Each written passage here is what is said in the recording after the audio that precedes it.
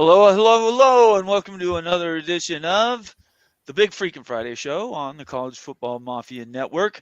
I'm your host, Nathan Bomber Brown, and with me are my two partners in this whole endeavor. That would be the Wild Ute and Moen After Dark. How you guys doing tonight? What's up? Happy Friday. Happy It Friday, is. everybody. Let's go. Yeah. Moen? I'm 2 drinks deep. We kicked the show back an hour, We did. but I didn't start. I started drinking at 7. Well, let's do a quick explainer. So Ute is the most powerful person on this panel right here. He has a real job right now, and so he's gotten a promotion, and we want to help support that. So we're starting our shows a little bit later on Friday nights. We will do everything we can to have all three of us here for the full 90 minutes to 2 hours. But in general, I'm going to have to cut off a little earlier on Friday night, so everybody knows now why we're doing that, and I want to encourage everybody to adjust to this new hour because we're not going back to 7 p.m. Eastern time. Before we get into news and everything else, I appreciate if everybody follow us on Twitter, subscribe on the YouTube channel you're watching right now. If you're over on X, we'll go to a certain point, and sometime in the show we're going to cut you off like we're cutting off a drug user, and we're going to ask you guys to jump over to the College Football Mafia page on YouTube. Our whole library's there, and this live show's top of the heap. So I want to encourage everybody, if you haven't already done it, jump over to the College Football Mafia page on YouTube and get involved. Get involved on Twitter. Turn on your notifications so you know when we're doing shows, when we put out news and notes and posts on Twitter. That's how you track what we do, and I think we do a pretty good job staying on the news. So if you haven't done that already, make sure you subscribe on YouTube. We really appreciate it. All right. First off, I'm going to give Moen 2 minutes to explain Florida State to us tonight. Moen, how's Florida State going? Florida State's a fine university with a fine athletic program, fine academics, fine fan base, one of the best fan bases in all of America. Yep. But their government in the state of Florida has ruffled a few feathers among Big Ten teams and some ACC expansion targets. So we'll see how that ends up affecting things ultimately. Let's talk about that a little bit more, Moen. Can you elaborate more on that? Like, okay, you ruffled some feathers because you didn't bring the Michigan president in. Like, why is that such a big deal? It had to do with the Board of Trustees of the University of Florida unanimously approved Santa Ono as their president. The government of the state of Florida, the Board of Governors that oversees the entire public school system in Florida, stepped in and voted no 10-6. Wow. Which is something that I've been doing digging, and I have not found any other instance of that occurring. And that upset some people in Big Ten country and some people in ACC country. Do you think that could be a swing factor for Big Ten entry? Well, based on like how the local, like this voting structure. Like this changes all the time, right? Yeah, in 4 years from now, it can be something completely different. Who knows? So, but it's like Florida State, I thought was already on an uphill climb for Big Ten access, but I think this definitely steepened the slope, as it were.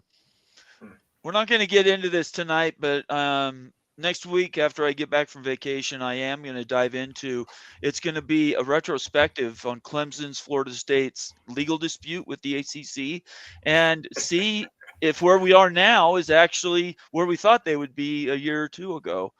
So we don't have time to that's a whole new topic that can take up 2 full hours. We're not going to do that tonight, but that will be coming. I'll be putting some together. I'll try to get some experts to talk about it. But I think the ground has shifted, and in a in a concrete way, things are changing in the ACC right now. That performance bonus stuff that they're giving to those teams, they're sort of mitigating some of the challenges of being in the ACC. So we won't get into that tonight, but I appreciate Moen not clearing that up, but getting everybody up to date on that because he's tracking that news item. Ute and I really aren't. I'm going to dive right into doing shout outs because I want to get into the CFP stuff as quickly as possible. Jackson Johnson in the house first. What's up, College Football Mafia Nation? Good to see you, Jackson. Thank you for all you do. Everything Texas State, one of my new best follows on Twitter. Big Freaking Friday show. Let's go. And I will just tell you, we all support Texas State to the Pac-12. We'd love that move to happen. So we're in your corner. And I honestly don't think the Pac-12 has a choice. And if you would have joined for half a share, I think that would have been dumb. So holding out, I think you're going to end up winning, even if it's not this year. Daniel Gygax, hi everyone, another contributor, College Football Mafia Nation. Thank you very much for all you do for us, Daniel. Joseph Kerlegan Jr., that's a great name. He's been around. I appreciate it. Make sure you're subscribed, Joseph. Very interesting topic today. I believe both Greg Sankey and Tony Petitti are using this 511 for this season only as a way to divide the ACC between the Big 10, SEC, and Big 12 evenly. Now, this wasn't going to be part of our topic tonight, but we can talk about it right this second. What do you think about that, guys? Reading that through, is this a psyop on Greg Sankey and Tony Petitti's case and everything they're doing, trying to break the ACC from the other three?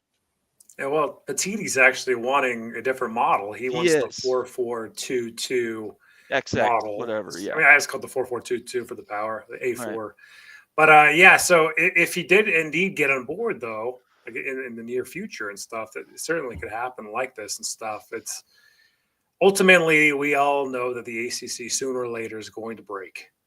What's it going to become? Is it going to become a watered-down ACC? Is it going to become some type of best of the rest ACC that's under a new name? Are there going to be teams that jump to different places? I mean, it's just a matter of time, guys. It's not going to be standing like it is in perpetuity. It won't. Florida State will get out. Clemson will get out. North Carolina will go to the SEC as soon as possible. It's going to happen as soon as possible. It still makes financial sense. It's going to happen. I know there's been no talk about that, but if you're UNC and you've got an SEC invite, the best time to take it was yesterday. The next best time is right now or tomorrow. There's no reason to wait. If you wait until 2027, it's actually going to hurt you financially in the long run. You have to make that jump as soon as possible. So this thing is going to get going again. It makes too much financial sense. We've already broke out the numbers. It's going to happen. The ACC is going to break in some way, shape, or form over the next 18 months. Moen, you want to add anything to that? Oh, I absolutely would love to. I was explaining this to somebody today. 5 + 11 is not the end of the world for Tony Petitti that people seem to think it is. The Big 10 would be just fine in a 5-11 model. They've actually done it, and the Big 10 actually gains playoff slots. Yes, using the 5-11 model. So it's not the big flex that I think Big 12 or ACC folks think it is, that, hey, we can somehow leverage and get some kind of counter offer or special deal from Tony Petitti to come on board. If anything, I think it just might have alienated Tony Petitti. It just might make him upset with certain elements of the Big 12 and the ACC. I think the problem is 8 versus 9 games. I think I don't think it has anything to do. I mean, the others are obviously markers, but 8 versus 9 games, they look at that and they're like, and we play an extra game against a better conference, and here we're going to be held accountable a lot more than the SEC will. Right, and I think you're going to have that discussion. That discussion is going to have to happen. But looking at it too, it occurred to me these ACC schools now, a lot of their payout is on ratings. Yes. Yeah, the new changes. Yep. If you're the Big 10, maybe you just start scheduling more games against some of these ACC powerhouses. Why pay to have them in your conference if you can just schedule Florida State? But not Wake Forest. Well, not Wake Forest. Not Boston College. Not Syracuse. No. We're talking about the good. We're talking about the good ones. If you can't get a Big 10 SEC scheduling agreement, why not reach out to the ACC powerhouses? Why not say, "Hey, Miami, home and home, let's do it." Cancel. Well, they're already playing Notre Dame. They don't want to take anybody else on. I think it goes just as equally to Big 12 schools. I don't think it's near the mess that you might be intimating. Listen, I think those ACC schools get paid for ratings. They want ratings. They will do anything to get ratings. I think that they could come up with some deals where you get some of these powerhouses in the ACC to play Indiana, to play Illinois, Michigan, to play Minnesota. I don't know about that. Well, those are still decent teams that get decent ratings, Bomber. I'm not saying they don't get ratings. What I'm saying is those top brands, they don't want another loss on their roster. I they have a disincentive but, to take those schools. But with that they might have another loss on their roster, but they're getting paid more based off of ratings. So if Illinois traveling to Clemson gets them an extra $1 million on the ratings viewership, that's an extra payday for Clemson. I say take it's not going to be Illinois. I mean, if you're Clemson, you're not going to play Illinois. Yeah, that's it. Why would you play Illinois when you can play somebody else to get more upside on the rating? Like you're just looking at the biggest brand. It's going to be dependent on what brands have availability. Well, and what's the incentive for Indiana to schedule Florida State in Florida? Sure, come up north, play in our stadium, and I think that's a fine idea. I think you do a home and home, but I say, hey, look, if you're Indiana, you just got shit for having one loss the entire season to 2 losses to the champion and the runner-up. You lost to the national champion and the runner-up. But it's quite possible they play that game, they lose, and so they then it doesn't help them at all. I don't disagree, but if you're Kurt Signetti, hey, look. You played 3 no-names last year, and you've got nothing but shit for it. If you can play a tougher schedule, get somebody to schedule you, take it. Okay, we'll get into this. We'll break this down. I know it matters, and I've detailed those on my slide presentation, so everybody knows. We've all talked about him now for multiple weeks. Last Friday, Big Freaking Friday, it blew up, and we're going to get into that in just a minute. Let me just get a few more shout-outs. Moen represents the Big Ten, by the way. MBM in the house, another valuable member of the Mafia family, saying ahoy hoy. It's absolutely true. Good to see you. Stormy Cyclone, another OG member at this point, checking in, saying Joseph was thinking that something like that. So Joseph, there you go. You got people agreeing with you. Steel Austin, he did a show with me this week. That was a lot of fun. I hope you had fun, Steel. It was I just want to say that these shows that we do during the week, they're always entertaining. So if you're a member or you're just a new subscriber and you don't know what our library looks like, go into the backlog of live videos that we have, short videos that we recorded, and it's something that some of the best in the business. We had a fun time playing this week. Let's see. I'll come back to that one. Bob Swanger checking in for Penn State. Good evening, College Football Mafia. Bob's been a long-standing member of the College Football Mafia family. Becky Go Huskies, looking for a new job to work for the NCAA or whatever that new entity is, right? To be the boss of director relations. Of football.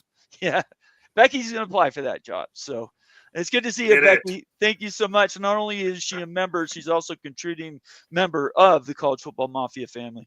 Hello, guys. Good to see you. I'm going to skip through these. Coy, another valuable member of the Mafia family, saying hi, all. We're going to have to cruise by these. Clint Moses checking in for Oregon State Beavers in the house. Everybody's still waiting on a Pac-12 media deal. And, oh, by the way, Texas State is your answer, Clint. Don't get caught up in the shares thing. Who cares what you're paying them? It's all about the relevance of your conference. The better your conference, the more eyeballs, and you're going to Texas. So you're playing games in Texas that can never hurt your recruiting either. So I just think in my opinion, you just got to do it. I don't even think there's a real question about it. BYU football, Shonsky checking in, another valuable member of the Mafia family. Poor Big Ten. Yeah, we'll talk about that. Poor Big Ten.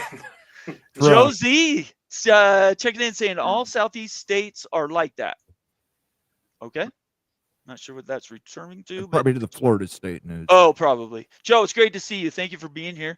Antoine Johnson, another member of the College Football Mafia family. Hey, y'all, I'll have to catch the replay. Go Devils. In case you didn't know, Antoine, we also available. We're available as a podcast. Moen, we need to do a show and introduce our viewers how that actually works. Is that something you could do in a thumbnail, real quick? I can do it real quick just by telling you. Please. Just use the YouTube Music app. Download the YouTube Music app on your phone, your tablet, your desktop, or you can access YouTube Music right through the YouTube homepage. From there, you would just select podcasts and look up College Football Mafia, and you'll find all our shows in podcast format. I love it. I love it. Let's Thank you go. so much for setting that up, Moen. I really appreciate it. Skaven, yes, checking in. Hello, gentlemen. Skaven's been an on and off member of the College Football Mafia family, but we love him anyway. Let's see here. Thank you so much for being here tonight, Skaven. And then we're going to jump right to the first super chat of the night from Becky Go Huskies, saying, who sues first, FSU or UNC when they're bad in the ACC? That's awesome. And what are you going to sue for? Getting hit by a car? What exactly are you going to sue for there? I don't know. There's always going to be suits. I mean, like, seriously, the lawsuits and college football go hand in hand now. So I totally get it. I think this is kind of just pointing to who gets out first, though, too. I think UNC is the first schools that it's going to jump out of the ACC. It's going to be the SEC guys. UNC is going to go to the SEC. And I know, Moan, that there's a little bit more smoke with Big Ten stuff. That's just not going to happen. I really don't think so, Moan. I think SEC and UNC, 18 months or less. Moen? I don't know what's going to happen. I said this on Wednesday night. I have no idea what's going to happen now. Okay. I think the paradigm has shifted. I would agree with you. I think the paradigm. What shifted? I'm just curious. What I think shifted? I think that the scheduling that Notre Dame are starting to do with the top of the ACC, locking out the other teams on top of the additional enhancements in the revenue, where they're gonna win much more a percentage of the viewership share than they were getting before when everything was equal. The gap has narrowed for the top of the ACC. We're talking 4, maybe 5 schools if you throw in Louisville. Everybody else is going to get left on the side of the road in a heap, and they don't care. Nobody seems to care. So if they don't care, then why do they need to leave, right? They can leave at the end, at the end of this next college football playoff negotiation time. So 30, 31, 29, 30, 31, something like that. And they won't be very far behind in the money. And honestly, they would have raped and pillaged their own conference for 6 years. They're giving you everything you want, kind of like Notre Dame. Everybody's giving Notre Dame what they want. I do think the earth has moved on its axis a little bit. What do you think, Moan? I think that's part of it. It's true. The ACC has basically bent over backwards for their top 6 teams to make them happy. But there's other things at play here. The private equity deals, the Big 12 private equity is on pause, but the Big 10 has 4 private equity suitors, and the SEC is dealing with Goldman Sachs. That's interesting to me. Why do they need private equity? What is the purpose of the private equity? What are they going to use that money for? Is that going to be to buy people out and get them out of the ACC? Just pay off? Is it to make sure that everybody's going to be a full member? Maybe. I don't know. So I think that changes things. That private equity looming out there could be huge. I mean, especially for the Big 10 and the SEC. I mean, the Big 12's on pause, but I mean, the deal. Well, pause just means if there's a reason to activate it again. Right, right. Activate it. I mean, the work's already been done. So that was kind of a stupid tweet, to be honest. Let's be honest here, though. I think that was probably him trying to sugarcoat it. He probably doesn't have the votes for private equity right now. But I think that the paradigm would shift in that case. If they have the opportunity, I think they will. If it opens up. If it doesn't open up, then there would be no reason to bring in private capital if they can't do realignment. I mean, maybe, but I mean, if the Big 10 and the SEC hit a private equity deal, we don't know what that looks like, but I'd have to imagine the Big 10 and SEC are looking for a big payday. Okay. I don't know if it's to sell part of their conference, to sell some trademarks. I have no idea Yeah, what I it don't is. know. I don't know enough I just about don't think private they're tied equity. together.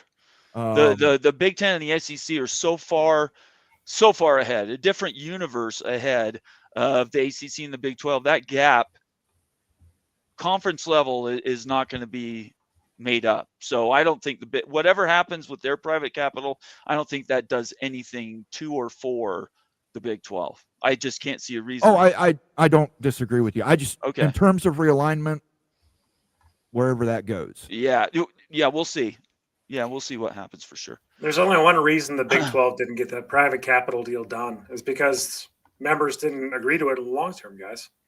Yeah. Like you have to sign a double down on a Gore-like structure. You really do.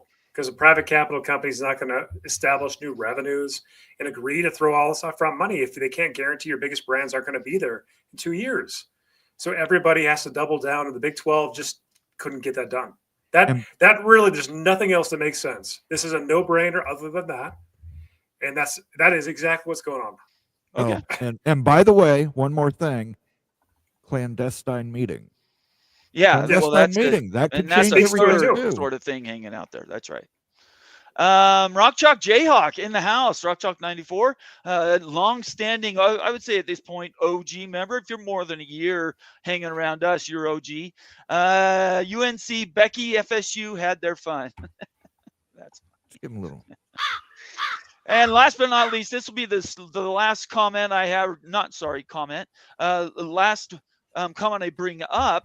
As I end the first part of the show, Clint Moses says, we can disagree all day, Bomber. Our conference will be better than the Big 12. You build towards that, Clint. You have every right to have that as you should be proud of your conference. And I think fight for it. Do everything you can to get it. Okay, that's enough of the shout outs and hellos. We thank everybody for being here tonight. I just want to make sure everybody has the chance here to follow us on Twitter, subscribe on YouTube, turn on your notifications, and consider becoming a member of the College Football Mafia family. Do that, hit the $ next to the comment section. Gives you a bunch of options. Pick one of them. We do read all super chats. Everybody else is sort of at will, but if you do a super chat with us, or super sticker we recognize, they're going to be automatically done. Doesn't matter what we're talking about. We will make sure we call those out. Okay. I'm going to go back to the presentation I did. One was maybe a month and a half ago. We were talking about playoff formats, and I was talking about what might happen as the CFP for 2026 through 31 negotiation occurs. And this is a slide that I just added today. The slide deck still exists. If anybody has any interest in it, I'm happy to share it. We're just not going to do that tonight. So first of all, I'm going to assume the new CFP is 16 teams. I'm going to say that. I'm going to assume it's 16 teams. The first format, which the SEC absolutely loves, is the 5+11. And it's worst option to my way of thinking. And I think you is more on my side than not on that. Yes. Keeps intact the current selection by committee. Bad, very bad. SEC wants strength of schedule to be weighted heavier than it is currently. And the Big Ten require the SEC to go from 8 to 9 conference games. So what that means is for the Big Ten to sign off on 5-11, one, not the only one of the markers that they would ask the SEC to do would be to move to 9 conference games. Okay, just to be included in that conversation when it comes to the number of games you play, right, and who they really are against. Big Ten wants more games. The SEC wants to know that they're going to get rewarded for playing themselves, in essence. Okay, guys, before I move to the second, do you guys want to comment on that top part at all?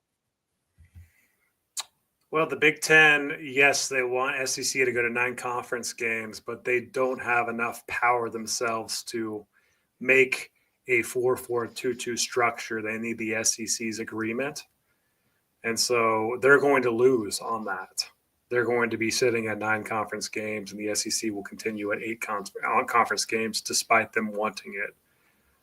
So That's just a side point. Okay, Moen, anything? Nothing on that top part. We'll get into Okay. that bottom Yeah, part. we got more to come. By the way, I forgot to preface this by saying, Ute and I, it's been 8 days. Last Friday, Ute and I came out here as we do, and we took our names and our reputations and put them behind something we feel strong about. And that's that the 511 is not good. Whether it's not good for college football, I guess, is an open question, unless you're Brett Yormark.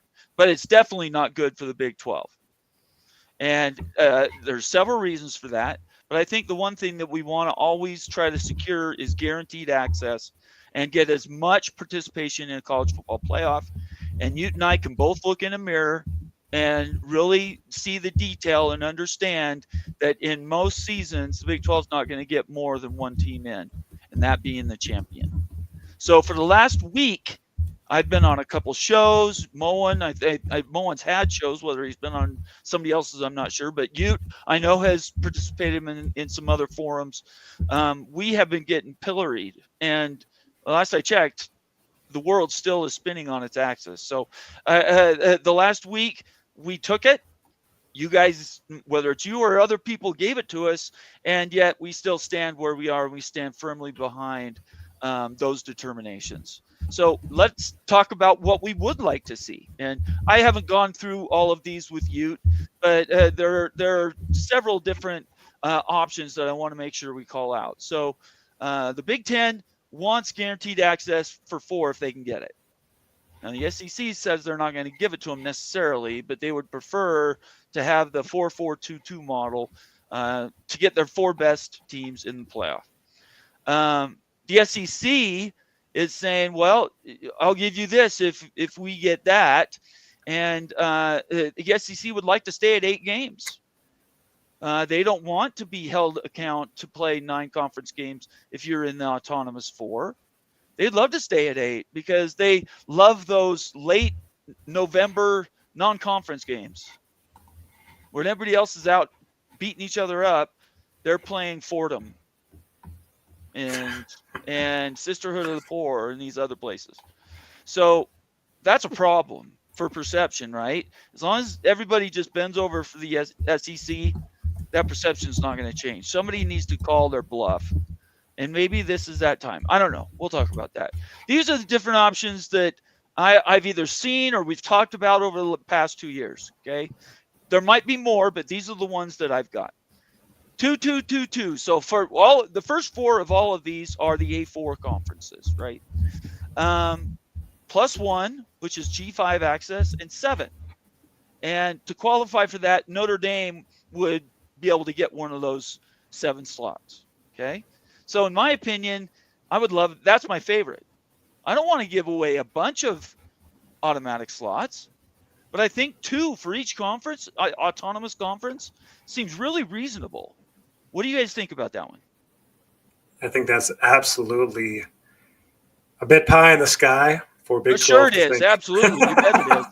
Yes. There's just, you got to be honest about this type of discussion. This would be fantastic. Of course, we'd support it. We love it as Big 12 supporters. But the reality is the brands, the best programs don't reside in the Big 12 conference, nor the ACC conference, but in the Big 10 and the SEC. So this would be less than ideal for those conferences. They would never support it. Okay, Moen, any comment on that one? Yeah, the Big Ten and SEC aren't going to support it. Okay, well, it's pie in the sky. It's just one of the options that I've seen. Fair enough. Okay. 3-3-3-3 is basically the same thing. We just take away 4 teams from the open bids and add them to the autonomous conferences. Any comments on that one? 3-3-3-3-1-3. That would give Sankey hemorrhoids right there. That would be amazing to see, but yeah, that's exactly what happened there. Yeah, I think that'd be cool, but just not realistic. Okay, Moen, anything on that one? Yeah, again, I just don't think that that's realistic. Okay. I'm sure the Big 12 and ACC would like that very much. Sure. You bet. But I just don't see the Big Ten and the SEC allowing it to happen. And I agree with, if everybody knows these are just ideas. Doesn't hurt anything to put them onto a presentation. The fact that they probably won't even be looked at, fine, whatever. But I wanted to bring it up anyway. 332215. Now that one's sort of in the middle a little bit. What do you guys think about that one? It would be the best case, most optimal case scenario for Big 12, ACC, and everybody else outside of the SEC and the Big 10. I would have a hard time seeing them support it still. So, given the amount of bids that are automatic for ACC and Big 12. Yeah, the problem with the 3-3 model is the Big 10 and SEC want play-in games. You need to have 4 to get 2 play-in games out of it. Well, not really. The top 2 could go to the auto bids. Top 3 could go to the auto bids. You could still have a playoff format. You could still have a play-in game, but you don't have a guaranteed AQ to put them in. Well, you would. The top 2 would go to the first and second seed. The next 2 could be fought over. Yeah, but you want to have 2 play-in games. Oh, I'm sorry, I said that wrong. The top 1 goes to the conference champion. The next 2 games would be play-in games. Sorry, I had that mixed in my head. You could look. None of these things is going to stop anybody from having any number of play-in games. It just comes down to what they want to do themselves. So.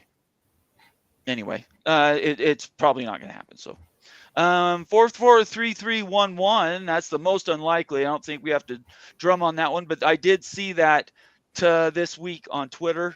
Do you guys see? There's really nothing to talk about on that one, right? Probably not. No. Okay. Here's Go ahead. I would do this, but I would want 44332. Okay. And Notre Dame would have to take one of the ACC slots. Oh. I haven't heard that. Oh. Okay. All right. But that would mean the other independent schools would be completely out. They wouldn't be able to get one at all. What other independent school is there, UConn? I'm not saying there are. I'm just saying that's what that would be. Okay. All right. If Notre Dame's in the ACC, technically they want to play all these ACC teams. Right. They should be eligible for the ACC slot. Okay. So 4433. 2. Okay. 2. And I want 2 G5 schools in there. I want 2 G5 representatives. And the ACC, Notre Dame would take one of those. Okay, that's good. The one that everybody's talking about now and that we can dive into very quickly is the 442213. This is the one that Ute and I want. It's the one that was most beat up this last week. So, Ute, what are your thoughts? In the past 8 days, has your mind gotten changed at all? Absolutely not. The more ideal scenario would be a 4-4-3-2, which is maybe like a possibility too. It's been bounced around where ACC and Big 12 would have a playing game. I think that's best case scenario, but this is an acceptable result right here. 4-4-2-2-1-3. And I think we just need to look in the mirror and say, look, we have to accept where we are as Big 12 fans in the state of college football. It's not an even playing field anymore. You're not going to get as many automatic qualifiers. In a 5-11 model, you're looking at getting 1 school in the CFP in most years. Maybe other years you get 2 schools in. And the ironic thing is, if in the 5-11 model, the Big 12 did get 2 schools in, everyone would be like, yeah, we got 2 schools in the 5-11 model, when that would be the absolute low-level baseline in the 4-4-2-2-1-3 model.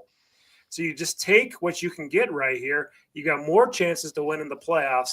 This is absolutely a no-brainer versus a 5-11 model.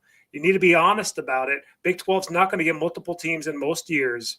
That's going to be an exception. So 4-4-2-2 at least allows more playoff access, more games in the playoff, more opportunity to win in the playoff, which can change perceptions. But I'll tell you what, a 5-11 model, if the Big 12 gets 1 team in, loses first round, you think perceptions are bad now? Right. You wait till after that a couple of years, guys. Exactly right. That's right. And that's, you know what, like when you say betting on yourself too, this betting on yourself, like you better have a good investment. You better have a good, like you don't bet on yourself. It's like if it's a bad hand. You need a good hand to play, and you need to be smart about how you're going to bet on yourself. 4-4-2-2 is the best way to bet on yourself. Win dang playoff games, getting 2 teams in every year, not just having 1 playoff spot in and possibly losing. That's the way that I want the Big 12 to bet on themselves. Don't do this 5-11 garbage. And I would just add that I had forgotten to add 4-4-3-2. That's definitely something that has been talked about, and it might be somewhere where we can make a deal with the Big Ten and the SEC. But I will add it to this slide. It definitely needs to be there. And I just apologize that I forgot to add it. Moen, this week you've been able to sort of sit at a distance a little bit, not like we haven't talked about in the past. But has your mind changed? Lots of people passionate about what's going on this week. How do you feel about it right now? I want 2 G5s in. Okay.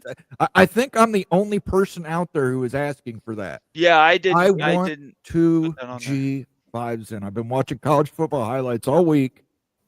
Appalachian State over Michigan. Boise State over Oklahoma, guys. Right. Great games, great upsets, great moments in college football history. Yeah. 2 G5s. I don't know why we can't have 2 G5s. Okay. So ask your own conference that, Moan. Yeah, the Big Ten is going to squawk at it. I think every conference should give up 1 for a G5. So okay. I think All that's right. something that all 4 power schools should agree on. G5s get a second one. MBM, before we move on to the next one, I wanted to cover this because this is something that obviously we've been conversing about for over a week.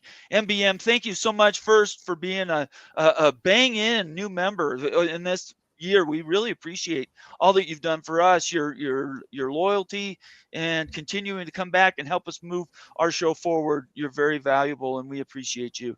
MBM says wrong. The Big 12 average, and I'll talk to that in just a second. The Big 12 averaged 2.5 teams in a 16-team format. If the Big 12 accepts the 2 auto bids, admitting they're half a conference of the Big 10, then they will never see a third team, ever. The bubble teams will be Big 10 SEC only. Thank you so much for your super chat, MBM. Really, really appreciate it. I want to answer this one directly. The 2.5 average teams is based off of the SEC slide deck from last week from SEC Media Days. And most people that have looked at that and took it out of the envelope of the SEC kind of said, no, it's closer to 1.5. So the way that the math was done in that, Jeff Fuller was one of them, saying that math doesn't necessarily jive. So I'm not saying it's 100% because I'm not a math whiz, but I do know that a lot of people questioned the origination of the 2.5 being on a SEC media slide deck. Like the SEC doesn't have something to gain by making everybody to believe in 2.5 teams for the Big 12 and SEC and ACC. What do you want to add any more to that? I think it's fantastic to have some disagreement and different thoughts because it kind of sharpens your own thinking. Oh yeah. So I really appreciate the super chat at MBM. Just different ways to think about this too. Like I look at I'm in the finance industry, so I look a lot about like risks, your downside risk versus your upside.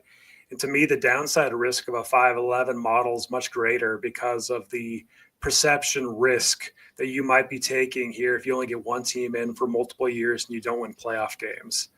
And then at the next negotiation point, then you might not even be in a position where you get a 4-4-2-2. That's the downside. That's the dark way. That's the negative view. If you wanted to be positive about it, you could say, yeah, maybe the Big 12 can get multiple bids in the 5-11 and everything. But then like what do we want at the next negotiation table? I think that's the question we need to ask and stuff, because to say the Big 12 got one team in this year, and next year they get 2 teams in, maybe they get 1 team in and 3 teams in. Do you think in the future that playoff is going to expand so the Big 12 is getting 3 automatic qualifiers in the future? No. Nor do I. I just don't think that's realistic. So I'd rather just have the 2 guaranteed today. So there's more bullets to go after and get playoff wins. So that's where my thinking is too, because the risk level is just much lower than in the 4-4-2-2. Yes, it's a perception. It's an ego hit for all Big 12 schools today. You do have to admit that you are not as much as Big 10 and SEC. But guys, I think that we all know that. We just kind of have to be honest with ourselves and stuff. Doesn't mean that anyone can't win on a playing field, but just like the Pac-12 isn't the same level as the Big 12 or like the American. I mean, you're looking at different calibers and quality of conferences at the conference level, not at the team level, not at the matchup level. So that's what my response would be to it. But I do appreciate your point of view. Absolutely. Now let me play this man his sounders. Please. Yeah. Get it done.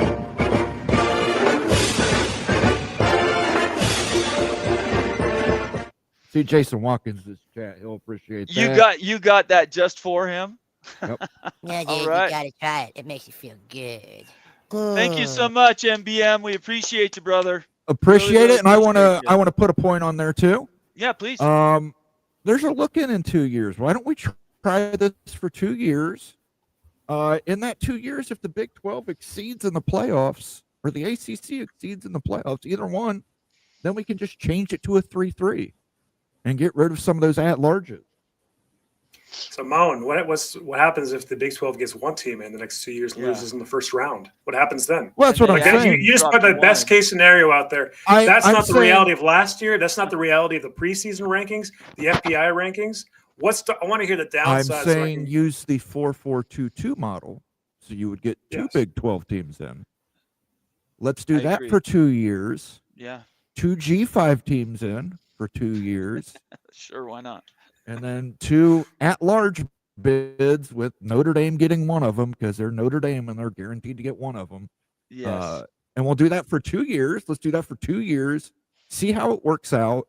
And then we can go back and then you have more, I don't want to say evidence, but more of a case to demand from the Big Ten and the SEC that you get an extra AQ. Justin R, $10 super chat. Thank you so much, Justin. Really appreciate it. USF Bulls in the house. Just go 24 teams, all 10 conference champs, and I'm going to get to that next. Plus 14 at large teams ranked 1 through 8 get a bye and second round home playoff game. All conference champs who don't finish in the top 8 get a first round home playoff game. Oh, USF sucks. I didn't say that. Justin R said that. 24 teams, man. I'm all for it, brother. I love having more teams. The Royal Rumble. I would love it. I think it's a fantastic idea. Let's do it. Let's do it. Rocket hold Rant. on. Hold Hold right, on. He gets a sounder, man. You gotta give him a sounder. Let him cook. 1 + 2 + 2 + 1. There's only one shot that got the chandelier. That's 1 + 2 + 1 + 1. Even if you were right, that would be 1 + 1 + 2 + 1, not 1 + 2 + 1 + 1. Where did you find that? That is from the great 1980s movie Clue.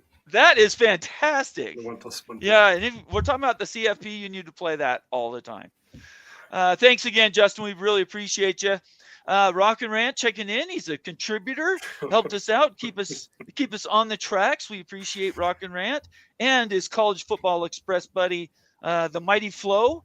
Their channel's growing. Everybody, I want you to go subscribe. Okay, $5 super chat. Doing a super just so I could say you guys, Josh Payton, Joe Klatt are all wrong, and MBM, me, and John Kurtz are all right, and you will have to show it. Okay, look, I said last week, or maybe I didn't say it, but I was willing to say it, didn't think about it. If I'm wrong, if the Big 12 ends up getting 3 teams in for the next 5 years, I think facts will back it up, and I'll say, yeah, I was wrong. I simply don't think that's going to happen. But I know Rock feels strongly about this. He hasn't also changed his mind in the last week either. I'm going to respond to this in a different way, Rock. If I were an ACC supporter, I would not want the 4-4-2-2. As a Big 12 supporter, I do want the 4-4-2-2. That's fair. And as the ACC, you've got the 3 biggest brands in the non-power 2 that are going to get a little bit more benefit of the doubt, likely, in the selection committee process. Yep. So in the current iteration of ACC, I would not like that either. So I would agree. But from a Big 12 standpoint, I'm looking at that. I'm looking at preseason rankings. I'm looking at last year, what the narrative's been about the Big 12. It's different now, because the Big 12 doesn't have Florida State, Clemson, and Miami. Exactly right. 100%. I think Uh, both those can be right at the same time. Go ahead, Moen. I would just like to point out that the committee had an undefeated ACC champion that they overlooked. Right. So the ACC getting the benefit of the doubt, I wouldn't put too much money on that. And with that, let's give him a little Will Smith. Please. I love this song. Used to blow that out on my Camaro. Well, that's a different day. All right, I'm going to get to the last part of this because I have to go in 15 minutes. So the last one, then, I have seen a lot of commentators in the last year talking about every conference champion in college football getting their champion included, and then there's 5 at large. So that's what that would look like. I don't know. Comments about that? Yeah, this only exists if the SEC and the Big Ten break away. Yeah, I just thought that they would never agree to this. Just like it, and the media partners will lose their minds too because you're not getting enough brands in. It's cool. It's a cool thought, but it's not realistic. Yeah, No, I want 2 G5. I know. We We got don't it. need to We get got it. We A understand. little too. The last couple of things on this slide, I this do is have one more unreal. slide. What? This is unreal. The proposal by G6 all conference. Oh, champions. well, Yeah, it's look, unreal. it's off season. There's nothing wrong with proposing something like this. Yeah, exactly. Fans want selection process to be both published and transparent. That came out. Everybody, it seemed like the whole world rose up against the SEC and ESPN when they put out their latest RPI ranking this last week. And if you read that, if you looked at it in detail, yeah, it's brutal. Even the Big Ten gets teams in, I think 9 SEC teams are in that RPI.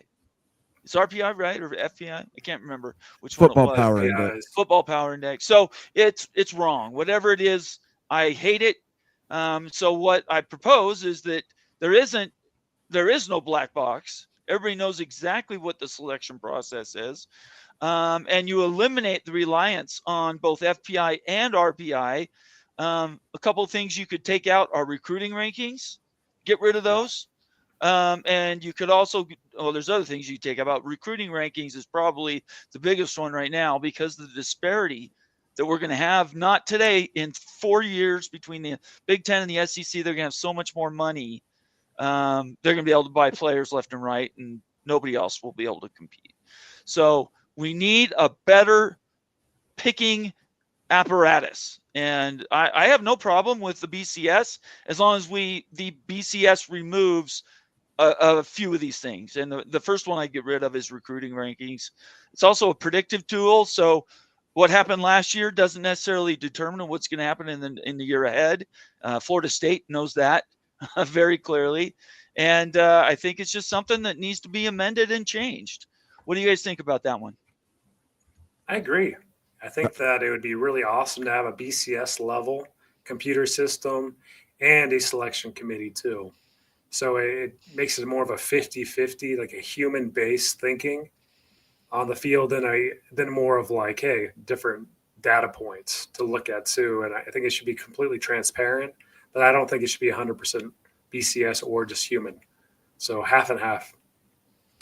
Moen. Yeah, I like that idea too. I don't want any ESPN proprietary data system. Right. Anything. It's true. ESPN FPI, ESPN strength of schedule, ESPN strength of record. Yep. Whether they're cheating or not, it raises the question of impropriety. Yes. It should not have they are the SEC's main media partner, so there's a possibility they could favor the SEC with those rankings because it's proprietary information. They won't tell us how they got there. So yeah, I want an independent, somebody who's not associated with any conference to come up with those with an FPI and SOS, the strength of record. And I don't think any poll should happen for at least the first 6 weeks. I didn't get to that, season. but that was coming. I agree. 6th week of the season. I don't care about these like steals predict, he puts out a top 25. None of that matters to me as long as none of that data or the data sources are used when they pick the first rankings, which I don't think you should have any rankings until all games are through September, certainly.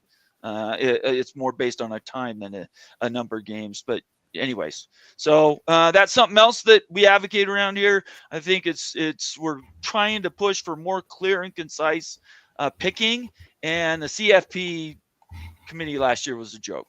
That's all I can say. Oh, wrong way. And the last thing I wanted to go over, did I already do this? No buys, 16 teams. Everybody in the first round gets a home game. The no reseeding, there's the two options with no auto bids or the alternate qualification 4-4-2-2. And then the money, it should be like something that people should aspire to win. Now, I know the latest negotiation had the money, sort of everybody's going to get paid either way.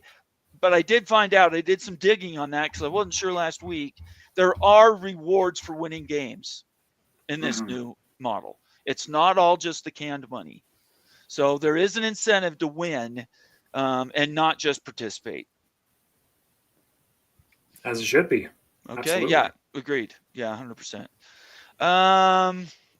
All right. So let's just put a bow on that. I think you and I are still on the same page when it comes to 4-4-2-2 or whatever, something that isn't 5-11. Strength of schedule, I don't think should be modified for the SEC. And I think everybody should be playing 9 games. That's sort of what my summary tells me. What do you guys think? Yeah, 9 games has to happen. That's the only thing that's fair. That's insane not to have everybody in 9 conference games. Totally agree with that. It's crazy that it's such a fight. I agree. 9 conference games from the SEC. I will give the Big 12 and ACC 3 automatic qualifiers, but the ACC, one of those automatic qualifiers could be won by Notre Dame. Just got to take it. I love it. Let's I'd go. be And okay with that. 2 G5. 2 G5s. 2 G5s. Okay. All right. 2 G5s. I'm all for it. 2G5. Whatever. I'm not against it. I just don't, as long as they get my auto qualifiers, I really don't care at that point. So just get me a ticket to the dance. Let me on the dance floor. And then if I get beat, I get beat. But losing to a committee or losing, having never had an opportunity to compete, that goes against everything in the United States. And so I think earning those 2 spots is merit. 5-11 isn't the only system in the world that comes through merit. There was a lot of people standing up on tables, screaming and yelling, saying, "You don't believe in merit. You don't think that they should, they're going to be looked down." And look, guys, they've already lost that battle. They lost that battle last year when they gave away all the percentage in the vote. What is it? 68% or 64% is currently owned by the Big Ten and the SEC. That ain't coming back. Those voting shares are not going to change, in my opinion. So using CFP negotiations now to fix what they did last year, I just cannot see that happening. What do you guys think about that? What do you think, Moan? I think we need 2 G5s. And I think this would, and let me explain, because this would, 2 G5s, I think would provide the perfect amount of balance into this equation. I honestly think if we could get 2 G5s, 3 Big 12, 3 ACC, with 1 Notre Dame has to take one of the ACC slots. Yeah. I think that would be the best. And I'm calling that right now. That is the Moen system trademark Moen. If any of these conferences want to use it, if the College Football Playoff Committee uses it, I have a trademark on that. I have claimed that. Tony Petitti, you know who to call to get my number. Call me. I will resolve all this. And there will be complete equity in the Moen system. So, Moan, that's a 4-4-3-3-2? That's a 4-4-3-3-2. One of the ACC slots, Notre Dame can take one of the ACC slots. 2-2. 4-4-3-2-2-2. Say that fast 5 times. I want a No. last word, and I've got to get out of here. I apologize, everybody. Just so everybody knows, I'm going to be on vacation until Thursday next week. So if you try to reach me, I will be responding on Twitter. It'll be a little harder for me to get to you if it's a text. But feel free to continue to keep me in the loop while I'm out fishing with my brother. Yeah. You guys are going to be way jealous when I come back with all these big fish stories. Anyway, I want to thank everybody for participating. And last thing I want to say before I read this last super chat from Jason Watkins is everybody's comments have merit. MBM, everything you laid out, that's as valuable as mine is, right? Nobody has a chokehold on where it's going to be. The negotiations can go all the way till December 1st. So we could be in this quasi CFP negotiating window for almost 7 months. So just buckle up and settle in, because it's not going to be settled next week. They're not going to do anything. They don't want to work during the summer. So when does this get addressed? Who knows? But MBM, your opinion is just as valid as mine or Utes. I just want to make sure everybody knows that we appreciate that. We don't take that for granted. Last thing, and then I got to go. Hall of Fame college football, that's Jason Watkins. Look him up on Twitter and on YouTube. For the love of God, at least play a similar schedule strength if you're going to stick your noses in the SEC's scheduling format. Moen, he's calling you out, brother. Yeah, well, hey, I mean, if you're the SEC, beat Vanderbilt, or beat Oklahoma if you're Alabama. I mean, come on, Indiana, people bitch about Indiana. Indiana played Michigan and Washington last year, the two teams that played in the national championship the prior year. It's not their fault that Washington and Michigan were down. There's some things you can't control. You can't control sometimes. Purdue hired Ryan Walters, and he was the shittiest coach in the Big Ten. And so everybody who had Purdue on their schedule had an automatic win. I mean, you can't predict all the time how good a team in the conference is going to be. Some conferences, teams are going to have down years. Some conferences are going to have down years. Play 9 conference games. Then everybody plays 9 conference games. Nobody can come at you and say that, oh, you didn't play 9 conference games. And if the SEC schedule is so much harder, that 9th conference game is going to help you in strength of schedule. Right. So I don't know what the problem is with the SEC, other than the fact they want to play an FCS game next to last game of the season. Yep. So that they can rest players for their rivalry. No, they just want another win. They just want to have one additional win showing in the win column. All of them do, right? It's just another free win. Might as well take a win away from the SEC teams. That's what they've done. It's a freebie. It's a give me. It's cheating almost. Really playing some FCS team and stuff that late in the year. It's ridiculous. Like play 9 conference games. If you're getting 4A accused, you can play 9 conference games. Like no one respects that. Like seriously, no one respects an FCS opponent at that time of the year. Like play 9 games if you're going to be in the mighty SEC. Play 9 games like the Big 12 does. Like I would bet that Texas and Oklahoma weren't squawking about 9 conference games in the Big 12 and stuff is fine and everything. All of a sudden you get in a different culture and everyone's squawking in the SEC circles. Look, you did it for years in the Big 12. Just do it. Just play. If it's so good and everybody's going to understand if you eat another loss. Prove your strength of schedule. Get more automatic qualifiers in. I think it's a joke just taking another FCS opponent, getting a free win, and just adding one more win to the win column than everybody else. That's bullcrap. Absolutely, but we'll give you a sounder anyway, Jason. Jason, thank you so much. Appreciate it. Michael Super Buffer. chat, brother. Let's get ready to rumble! Yeah, it's just a losing argument. You cycle down and cycle down. There is no bottom to the 8 versus 9 battle. There literally is no bottom there. It'd be more ideal to play 5 with 7 FCS teams, right? Yeah. All right, I'm going to get out of here. I appreciate y'all. Thank you so much for being here. Thanks for all the super chats tonight. I'm going to leave you in the great willing hands of Wild Ute and Moen. Make sure you take a second, consider becoming a member of the College Mafia family. We appreciate you. And if not, then you know that's cool too. Whatever.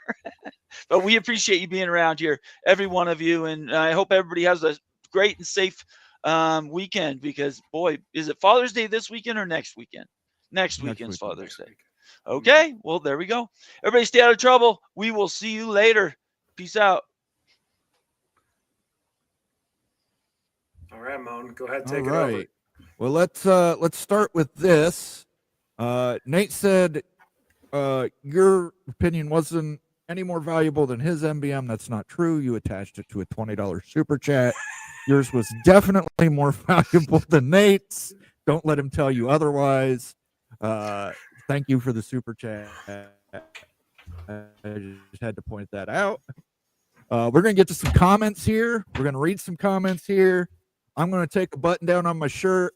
Don't worry. It's time to not grab OnlyFans another beer yet. right now. It's time to enjoy your Friday.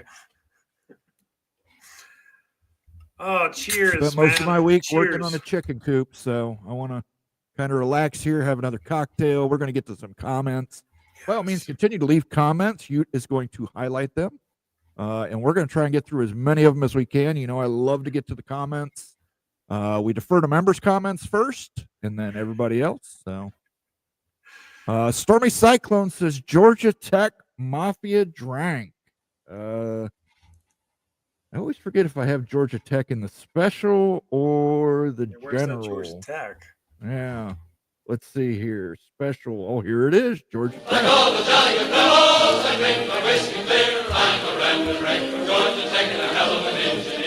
There you go. It's how can I disagree with that? Jason says it's hilarious that Kurtz is blaming the SEC for your mark deciding on the format that will torpedo his conference over optics. Yeah. It was your mark who brought up 511. I don't understand it still. Like I get like MBM's point. I get the points from the Big 12 community, but like for me, it's just really clear. So it's hard to bite on that because I just see it pretty crystal clear, like one berth, and I just know how frustrating that's going to be. MBM says Texas A&M is number 8 in the FPI. LOL. There you go. Exactly. Yeah, the FPI system is not a good system. It takes into account things that happened the prior year. Yeah. And recruiting. Obviously, look at FPI preseason where they had Michigan last year. I think they had Michigan number 8. And how'd that turn out? I mean, not good for Alabama, but, right. Or Ohio State. But, at least Ohio State can cry themselves to sleep with the national championship. I would never known that was Okie Light. They never scored enough against OU for me to recognize it like a real brand. Oh, I'm sorry. I'll play it again for you, Jason.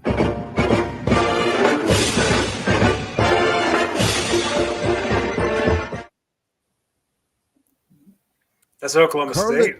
Oh, yeah. That's Oklahoma State's fight song. Absolutely.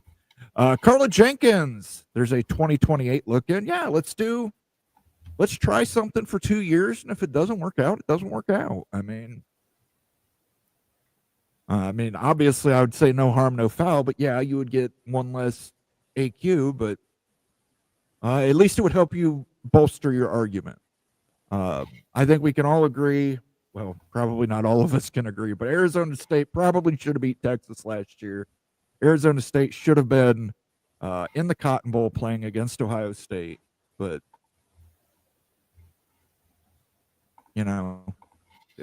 what is targeting anymore? What is targeting? We don't know what targeting is. We don't know what a catch is. MBM, bad thing is ESPN getting chummy with TNT now. ESPN sold playoff content today. Yes, they actually extended their deal with TNT to offer 2 first-round games and I believe 1 semifinal game. And they're all the games that are competing against the NFL. So good luck. Really, really. At least TNT is buying more inventory. I mean, that is good from a Big 12 standpoint. Doing more business with TNT is good business. They're going to want to get into more college football and more Big 12. Right, and they've got the Big 12 content this year. They did that as part of the Inside the NBA settlement. Yep. Devil Frog says, too bad Neville Chamberlain isn't the Big 12 commissioner. Wow, you. Who's Neville Chamberlain? You didn't get that reference? I didn't. Oh, that's at Utah Education. Neville Chamberlain was the prime minister of Great Britain that signed a peace accord with Nazi Germany and declared peace in their time.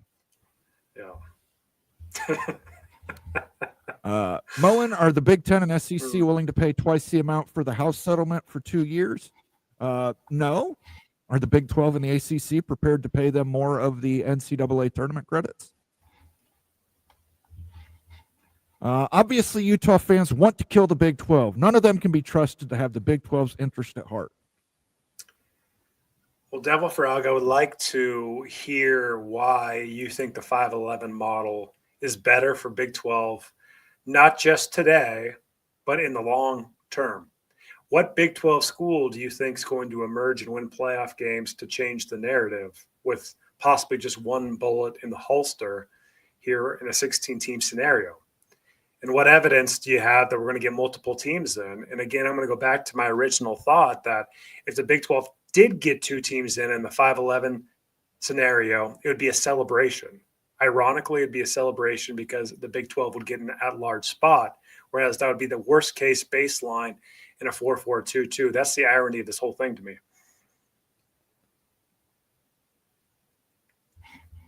All right, you know what we're going to do here? We're going to settle this among the people. Are you going to put a poll up? We're going to put a poll up. Moan. We're going to put a poll up. We're going to put 5 plus 11. The 4 plus 4. Whoops. 4 plus 4 plus 2 plus 2 plus 1 plus 3. Or the 4 plus 4 plus 4 plus 3 plus 3 plus 2. AKA the Moan system. The Moan system. Let's see. You put it up We so I got can that vote poll on up. it. Go ahead and vote in chat. If you're in chat right now, make sure you vote in that. Go ahead and grab it. Figure out what's the best format, and we will go from there. And then it'll be resolved. It'll be completely resolved. So, like, okay, we're on the topic still. Okay. Let's talk about the best case scenario for Big 12 and 5-11. Okay. So, the best case scenario would be the Big 12 possibly getting multiple bids in a 5-11, 3 bids, right? Like, what would that do for the Big 12 if they got 3 bids in 1 year and then 1 year they got 2 bids and 1 bid the following year? Does it change anything? Like, what kind of perceptions can you really change with this 5-11 system by getting more berths? At the end of the day, you have to win the games. It's not about the berths. It's about the winning the games in the playoffs. And like in having more opportunity to do it and a guaranteed opportunity. I think it omits too that a 4-2-2, there's still an opportunity to get a third berth in for the Big 12. It's a small one, but there's still that opportunity. Here's the thing. It's going to be hard in a 5-11 for the Big 12 to get 3 in. I mean, let's just be honest. It's going to be very hard for them to get 3 in. So you're looking at 2. Your best year, you're probably going to get 2. Unless there's some insane situation where teams don't end up playing each other in the Big 12. I think what is more important is getting into the playoffs and making a run. Right. I think that's more important than how many you get in. Because if you get 3 in and they all lose in the first round, what does that really prove for you? I think if you hurts your reputation. Yeah, if you get 2 in and 1 loses in the first round, okay, 1 loss. But then you've got another one that actually made it to the second round, and maybe they can make it beyond that, and maybe they can make it beyond that. But it's going to be hard for the Big 12 in that system to get 3 in. The ACC is going to have an easier time getting 3 in just because the ACC, like it or not, the committee's going to have some brand. They're going to favor some brands. So Miami's going to get a pass on a loss more than BYU. Florida State's going to get a pass on a loss more than TCU. Whether or not that's fair, well, probably not fair, but that's the way it is. Wild Ute, Director of Finance, will put in a good word for you, Becky. It's the least he can do. That's right. Becky. Let's get Becky that job. I told her to put me down as a reference. I'll blow some smoke up their ass. Becky is a candidate for CFP selection committee. All in favor? I'm fine with it, except I think that she would probably vote for Washington no matter what, guys. Okay. Nothing like the smooth taste of a Tarleton on Friday. Absolutely. Absolutely. What the heck is this, Moen? Oh my gosh. This is holy smokes. Taste me a disco pleasure Tarleton cigarette ad from the 1970s. Look at those people. They're in the nightclub of flavor. Congratulations. Where's your turtle Tarleton? Where's the turtle Tarleton? They didn't start using that mascot till the 1980s. And then they had to stop using it in the 90s because it appealed to kids. Technically, the pack isn't a conference yet. That's true. Only got 7 teams. Yep. Cody Wald, who I have not seen around here, said rock chalk. What's up, Cody?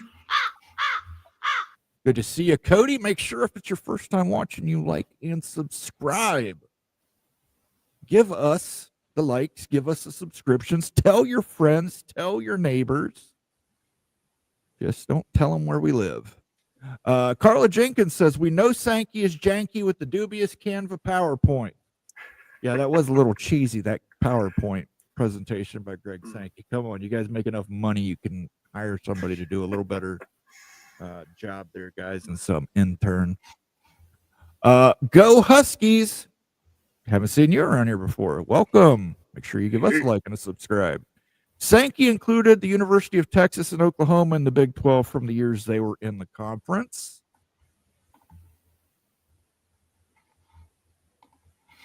Why in the hell would we want that Moen? Why would we want 2? I assume you're talking about the Moen system with 2 G5s in there. Why would we want that? Listen, go back and look, man. I'm telling you, the greatest thing about college football is the moments. The moments in college football. There's very few moments I can remember from NFL. But there are moments I can remember from college football. Whoa, he has trouble with the snap.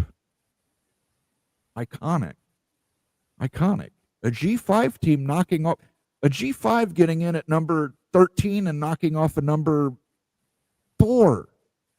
It would go down in the ages.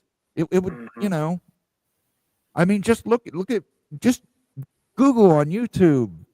College football upsets. They're awesome. Appalachian State at the Big House beating Michigan. It's just, they're awesome. I want those moments as a college football fan. I think we need those moments. So I think that's one of the things that separates the game of college football from the NFL. Yeah, good point. Carla Jenkins says, I agree. Thank you, Carla. I appreciate it. Go Buckeyes. Stephen Vitt of Ohio Bobcat says, but that'll never happen. 10 point plus 6. Betting on yourself doesn't consist of taking handouts, you. I think that we need to frame this conversation. This 5'11" is a beauty pageant. You're betting on yourself, but you're trying to win a beauty pageant versus more beautiful candidates. Even if you've got some other attribute that looks great, you're leading it up to subjectivity. That's the problem with this. So like betting on yourself is only relative to who's selecting for the playoff committee spots in this beauty pageant. And what I'm saying is I want less beauty pageant spots and more automatic berths. Samiras, good to see you. Make sure you give us a like and a subscribe. Whoa, he has trouble with snap with Michigan State versus Michigan. I am well aware. I'm just talking about iconic moments. Boise State, Oklahoma, Fiesta Bowl, Statue of Liberty play on the 2-point conversion. Iconic. Just that, iconic moments. I think that's one of the beautiful things about our sport that I love so much. So, Becky wants 10 plus 14 FCS style. Heck yeah. 10 plus 14. The Royal Rumble. Lee says, let's just do no AQs top 16 in the rankings. This would be disaster. Yep.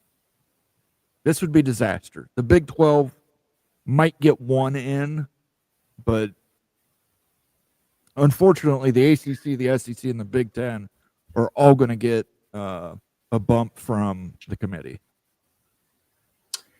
You know what, Moan? I'm thinking about like this 4-4-2-2 versus the 5-11.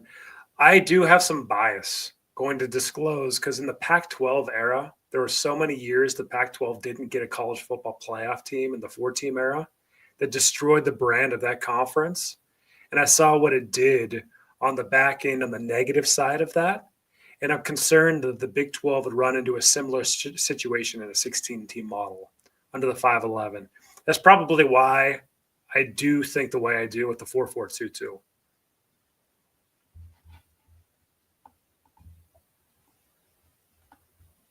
Hold on a second. We might be getting some breaking news here. The House settlement has been approved. What? I shit you not. I wouldn't shit you. You guys are my favorite turd. The House settlement has been approved. Pete Thamel, I'm going to share it right now.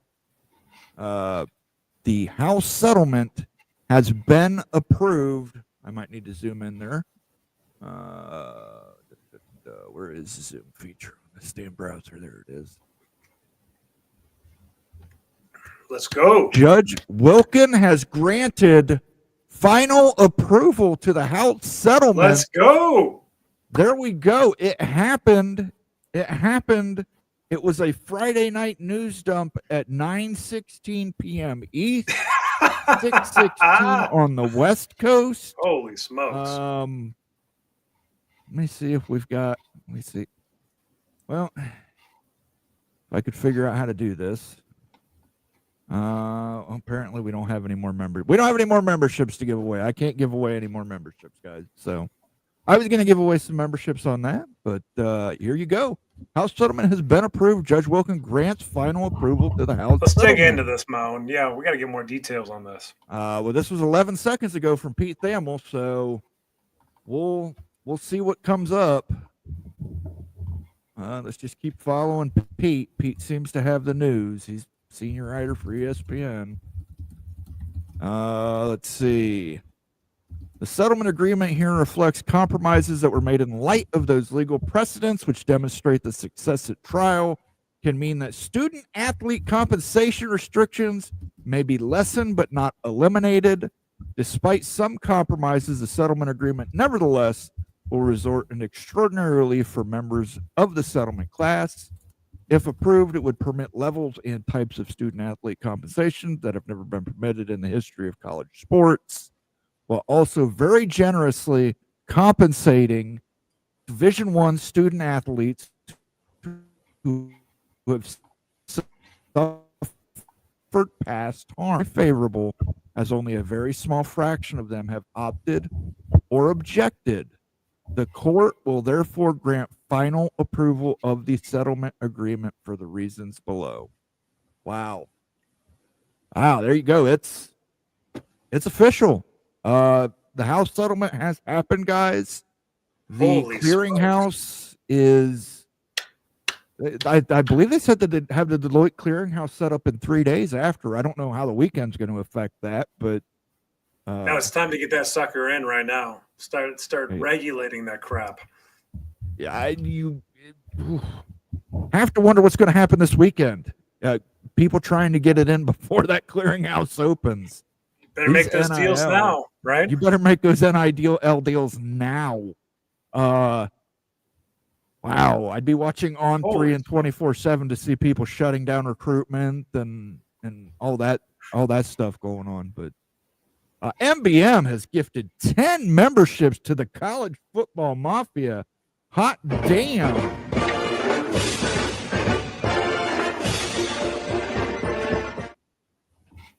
Let him cook. Whoa, Nelly! Let him cook. Hold on. We got to get some dirty work. We got some Norman here for him. If I can ever find it. And there's the Saigon whore that bit my nose off! Let him cook. Let him cook now. Let him cook. I said let him cook. MBM with the massive 10 gifted membership bomb. Kaboom. Friends call me Sean, to Masta, Illini Ted, Christopher Mercado, Trojan Fight, CHJ229, Jaybird, Adam Antibeños, Numbskull News, Bishop Frank, Dr. Newkirk. You were all gifted memberships by our good friend MBM. Make sure you thank him in the chat. Make sure you give him a good pokes up for his Oklahoma State Cowboys. Make sure you give him a good winner. Make sure you give him a good, I don't know, Cleveland. Come on down to Cleveland town, everyone. Under construction since 1868. See our river that catches on fire. It's so polluted that all our fish have AIDS. And absolutely, if you received a gifted membership from MBM, make sure you thank that man in the chat. If you see him on the street, buy him a shot, get him a pack of Tarletons, Heck yeah. give him a pat on the back. If you did receive a gifted membership, consider paying it forward and gifting it to someone else. There you go. Taste me a disco pleasure. Tarleton filter cigarettes. Absolutely. Love those pantsuits. Look at them. Absolutely. Tarleton and shots for everyone, Stormy Cyclone says. You're absolutely right, sir. Tarletons and shots for the bar. Everybody, Tarletons and shots on the house. Thank you, MBM. You're awesome, dude. I can't say anything more about you except you're awesome. And let me see. I don't think I have anything right up front that would probably. Oh, let's get you a little Cartman sound effect. I think you like Cartman sweet. So here you go. We'll give you a little sweet.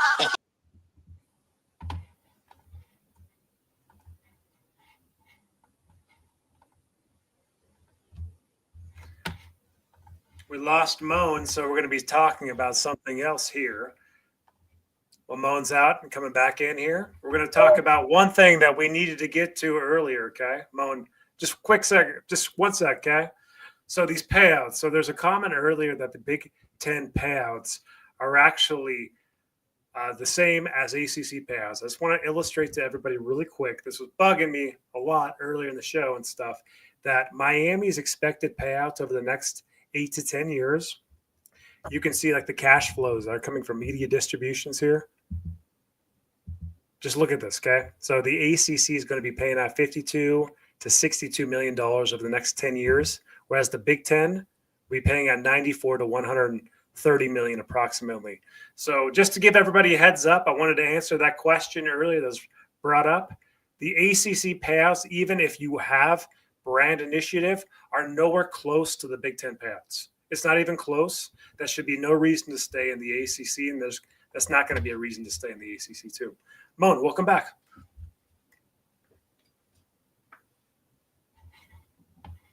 All right, thank you. I don't know how I got knocked out. I think apparently asking everybody to smoke Tarletons apparently got me knocked off. But Larry the GM says, over under on the date of the first appeal. Well, most courts aren't open on Saturday, so you might want to consider Monday would probably be the best bet. So I would say Monday at 9 a.m. you're probably going to have the first appeal filed. But we've been talking about it for how long now? House versus NCAA. It is complete on 6/6/25. The judge completed it, and I was going to run a poll earlier asking what was going to happen first: the Pac-12 adding a 12th member, or the House, or adding an 8th member, or the House versus NCAA settlement. But I guess we'll just have to rely on this poll here. Let's go ahead and end this poll. Let's see what came up. Playoff format. The preference is the Moen system, 4-4-3-3-2. Let's go. Second was the 4-4-2-2-1-3 at 37%, and then 5 and 11 came in at 20%. Let's go. Let me try and get back to. So check this out. Okay, Yeah. So we need to talk about reaction here for the House settlement. Go for it. So Tempest is right on the nose here, I think. ACC equals dead man walking. This House settlement is the first domino that needed to fall for realignment to happen, realignment to pick up steam. House settlement needed to get done. We didn't even know if it was going to get done. This is massive news that just dropped right here.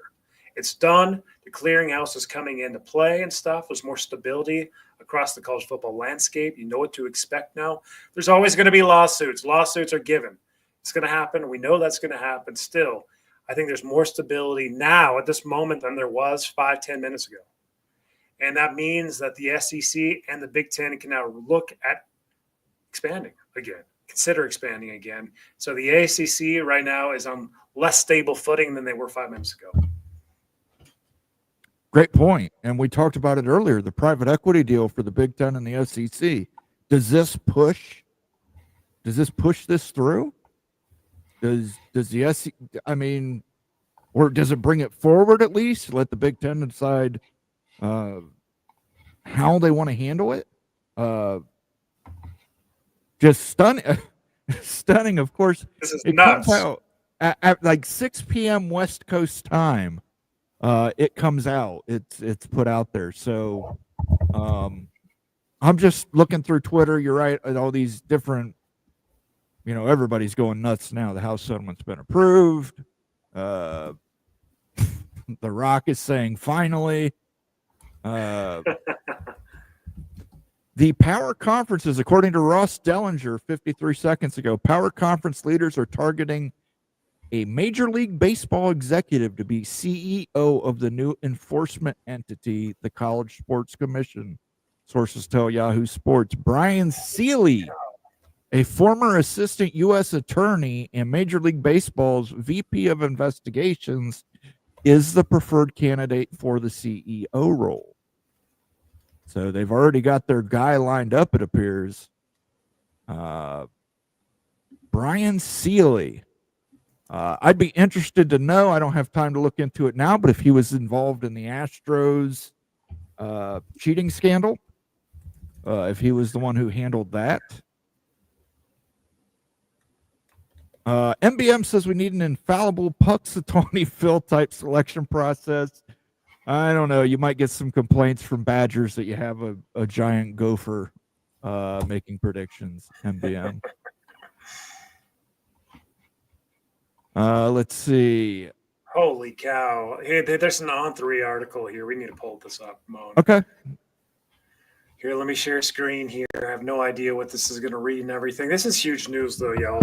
This is massive news with the House settlement getting done. This is one of the biggest movements in college football over the last, how long, Moan? The House settlement. Well, hell, we've been waiting on it forever and ever. Holy smokes. Here we go. Sharing screen. Okay. Let's take a look, see. All right, so Pete Nakos, let's see. Judge approves landmark House versus NCAA settlement. Okay, let's go. Let's read this article.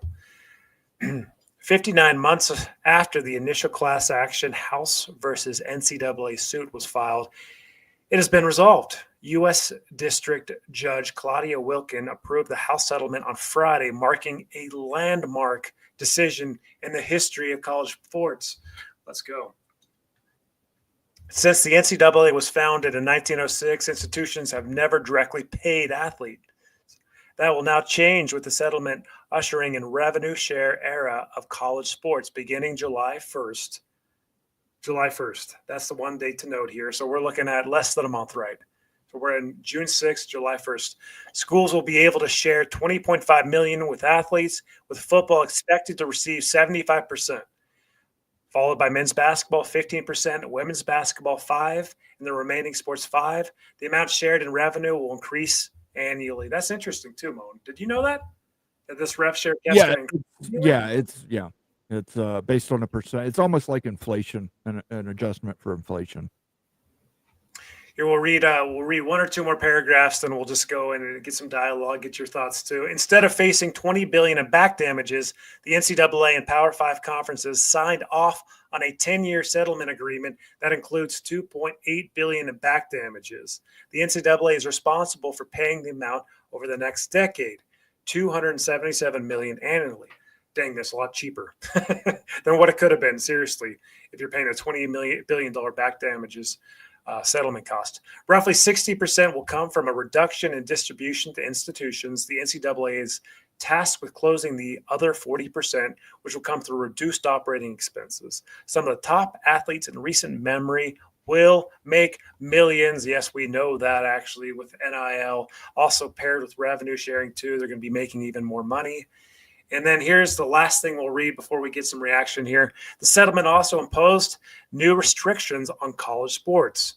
An NIL clearinghouse will be established titled NIL Go and run through Deloitte.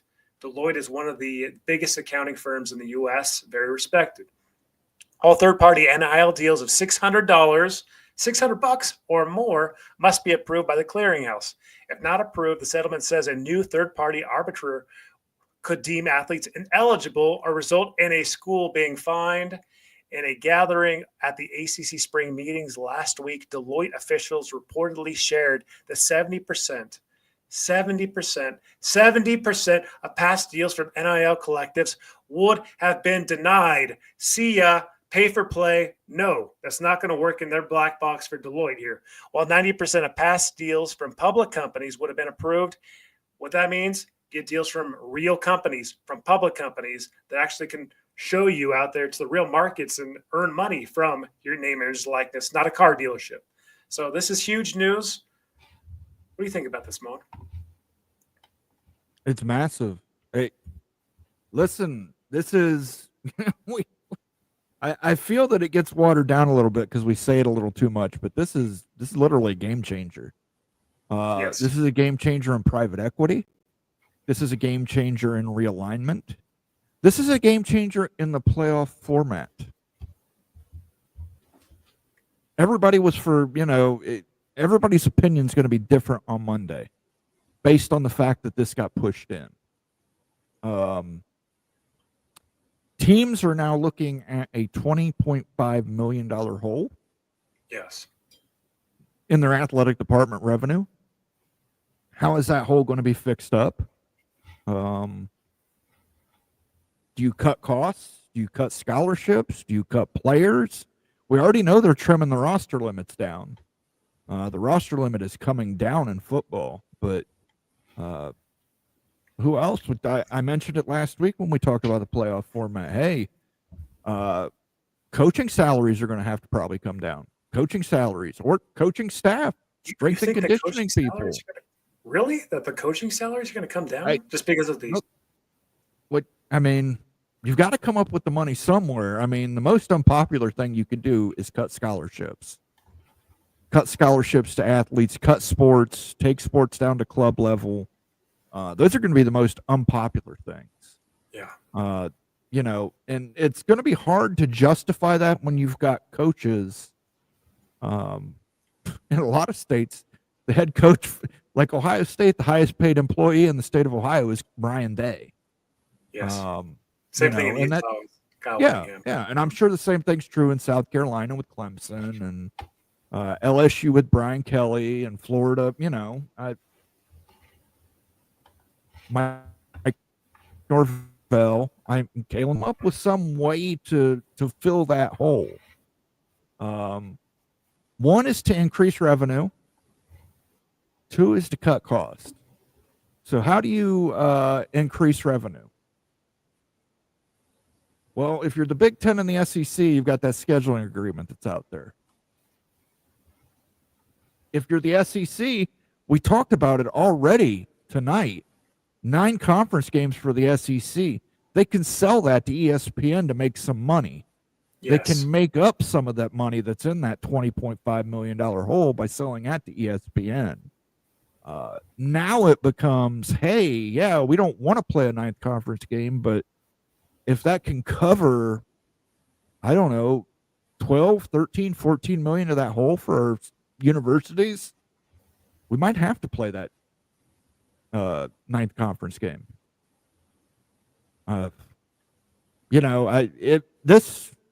Again, it changes everything.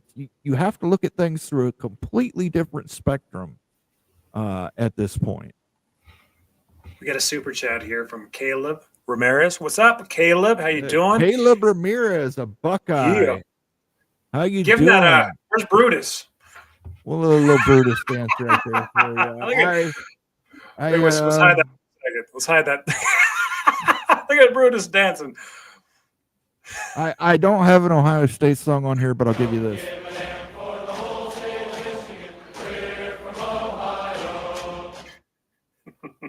Caleb says, with house settlement done, you may hear something about Big Ten and private equity soon. You're absolutely right, Caleb. We certainly put a more rapid response on the private equity negotiations at the Big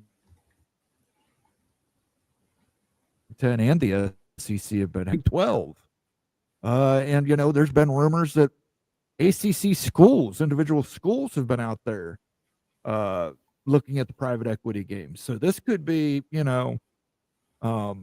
filling that revenue hole, that $20.5 million. Private equity could certainly help them do that. Moans, our community's chat is absolutely blowing up here. We got to get some more comments. Yep. It's on fire. And I see also that Numbskull's out there. He's hey, Numbskull, if you want to jump on the show for a second, you're welcome. It'd be fun to have a dialogue about this too. This is massive news. Love to get your perspective too. So if you're interested, just post something in the comments. But yeah, let's get some more comments.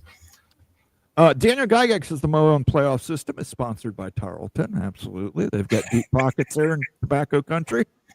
MBM says this is the Wildcat side of Ute that I agree with. Hey, where's my wallet? Look at that. So, hey, check it out. See that? Oh, I don't have a Wildcat sound. I'm sorry, Ute. I did, do you want to Twitter Numbskull News at the invite leak? Ute, can you get a moment? Yeah, I'll send you an invite leak here on Twitter. Thank you, sir. Numbskull. MBM says much better than Boomer Sooner. Hall of Fame college football says, oh no, it's about the optics. Lucky to get 3 in the top 12 to 16. You would be. I'm sorry. That's, I don't say that with any relish in my voice. MBM says fairness. And then Vox Quindaro says we'd rather fight than switch from Tarleton's. Absolutely. Devil Frog streams 5'11". Shonsky is backing him up at the 5'11". Bob Swanger says it's huge. Everything Texas State. He knows down in Texas. Everything's bigger in Texas, including Tarleton cigarettes. Get them 100s. Smoke them if you got them. Hashtag Tarleton. The math does not, this is from Sergeant Pickles now. Everybody can get angry at Sergeant Pickles. The math does not justify 3 spots for the ACC or Big 12. It's actually closer to the SEC and Big 10 getting 5 spots. I prefer the 4-4-2-2-1-3 by far. Tyler Jackson, good to see you, Tyler Jackson. I think I've seen you around here before. Make sure you give us a like and a subscribe, brother. He prefers the 4-4 option. The triple four. Devil Frog says players from 2016 to 2024 get $2.8 billion.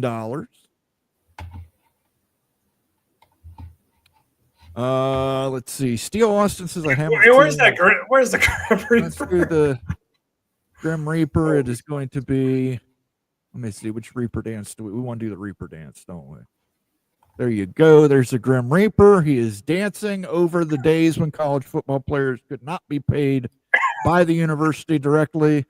The Grim Holy Reaper smokes, is dancing change. on that grave. There you go. Oh, here we got Numbskull. Let's bring Numbskull on. Let's bring Numbskull news on here. Let's move this article off here. Yeah, Quick. Numbskull. What's up? What's up? Dude, what do you think about this? House settlement's done. Well, now that that's done, we can have some really good BS, like holy crap moments that we've all been waiting for. That's what I think. The snowball is getting ready to be pushed off the ledge. So good. We'll see how brittle the ACC really is. Well, yeah, that's exactly what it's all about and everything. Is the ACC going to start fracturing now that there's more stability across the structure of college football? That was always the thing that everyone was saying, oh, wait till the House settlement got approved. It's done. It is done now. These schools, we'll see what happens. I think North Carolina, I know you're not a big fan of North Carolina, everything in realignment. I still think I don't have a problem with North Carolina. I got a problem with people thinking they're going to the Big Ten or the SEC. That's I mean, they're not exactly Ohio State or Alabama. I'm just saying. Fair enough. Moan, why is North Carolina so valuable? It has a lot to do with the or what I've been told. It has a lot to do with the demographics of North Carolina, the population increase, the money involved. They believe that North Carolina is one of the, which they don't believe it is true. North Carolina is one of the fastest growing states in the United States of America. It also has to do with the job growth in North Carolina and the types of jobs being produced in North Carolina, which are jobs that require a college education.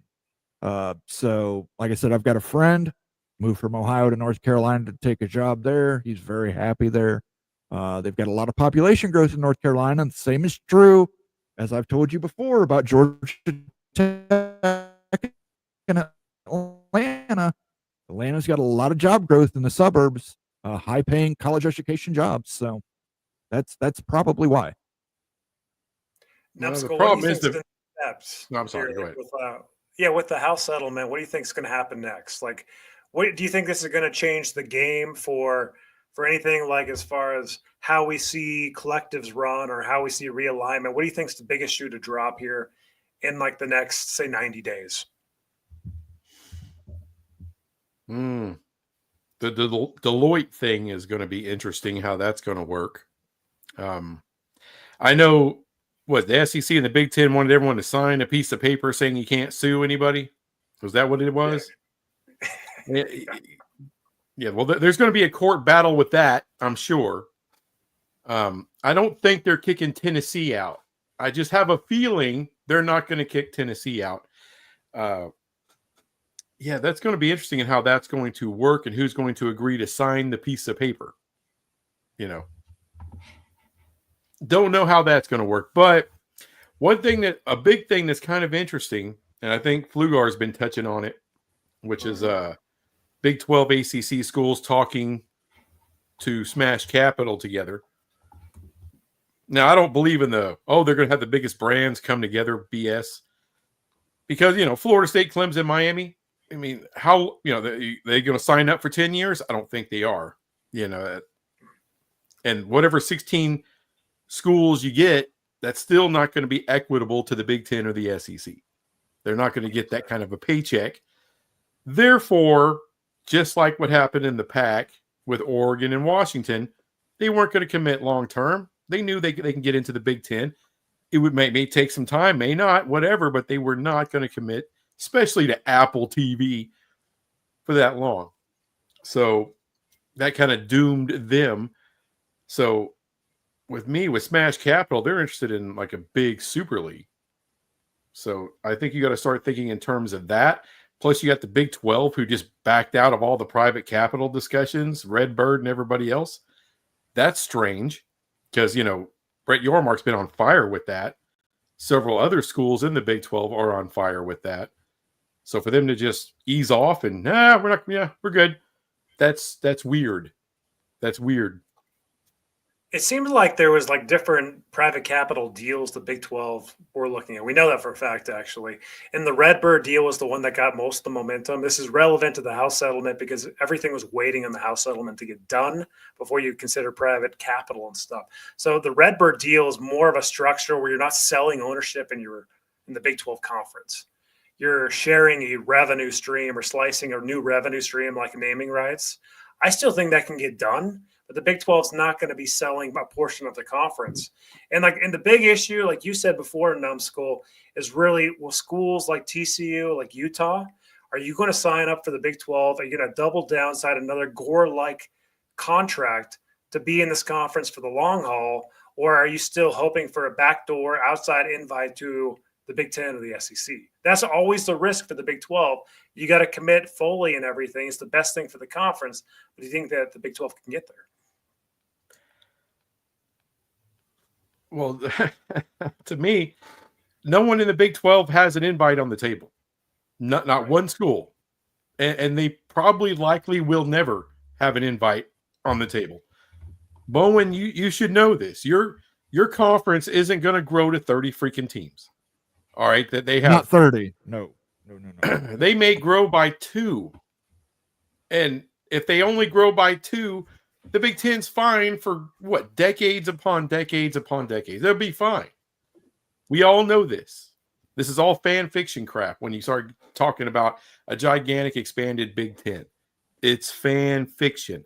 It's Notre Dame. It's Miami. Maybe. Florida State. It's not looking good for them. Beyond that, TCU, I love TCU, but let's be real what TCU is. They're a small private school in a large market. It's not going to pass mustard for the SEC or the Big Ten. The viewership's not there. It's good, but they want more than good. They want Texas. They want Oklahoma. They want USC. That's why I scoff at the UNC thing. I know they're in a great market, growing market. The problem is people in that market don't watch. So who are you advertising to? You can have all the rich bastards you want in whatever counties there are, but if those counties aren't watching your product, why are you advertising on it? Mm-hmm. Absolutely. And we're joined by Justin Coos, Coos' Corner. Good to see you, Coos. How you doing tonight? Coos. I want to start this out. I'm going to ask you a question. You're a Big 12 guy. The clandestine meeting, we talked about Smash Capital Private Equity.